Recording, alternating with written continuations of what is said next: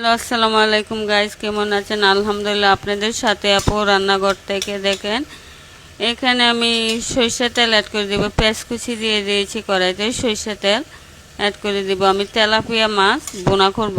Tilapia মাছটা কেটে ধুয়ে পরিষ্কার করে নিয়েছি। এই যে তেলাপিয়া মাছ কেটে ধুয়ে পরিষ্কার করে বাছতে দিয়েছি। আমি এখানে তেলাপিয়া মাছটাকে আমি বোনা করব, তার জন্য তেলাপিয়া মাছটাকে পাক করব। দেখেন, পেস্টটা আমার বাদামি কালার হয়ে গেছে। এখন মশলা অ্যাড করে দিব। এখানে আমার বোন সহযোগিতা করে আমাকে। রসুন আদা বাটা 4 মধ্যে আদা চামচ, রসুন বাটা 4 মধ্যে আদা চামচ, হলুদের গুঁড়া 4 মধ্যে আদা চামচ, মরিচের গুঁড়া আদা চামচ।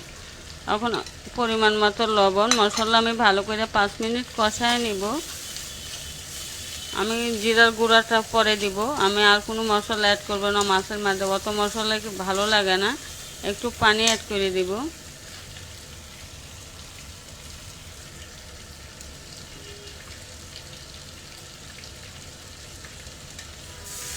যে পানি দিয়ে দিয়েছি, এখানে মশলাটা 5 মিনিটের জন্য কষাবো।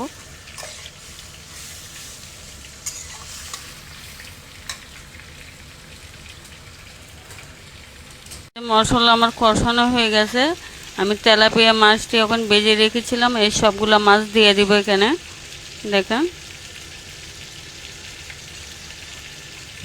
এখানে আমি আরও কয়টা টমেটো দিয়ে দিয়েছি। আমি সবগুলো মাছ এখানে দিয়ে দিয়েছি।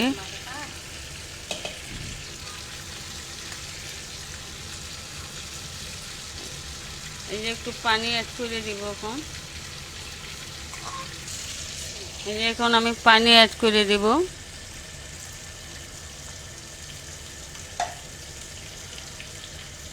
দেখেন,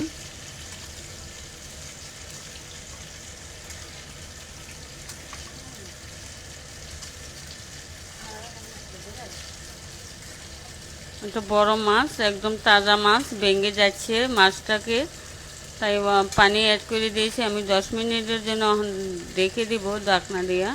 আর একটু সামান্য পানি লাগবে।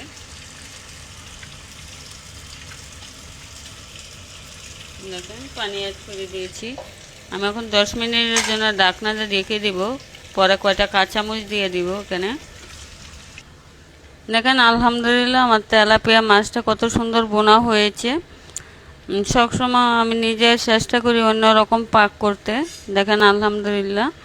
এখন আমি কয়টা কাঁচামরিচ দিয়ে দিয়েছি। এখানে ধনিয়া পাতা দিয়ে দেব কুচিটা।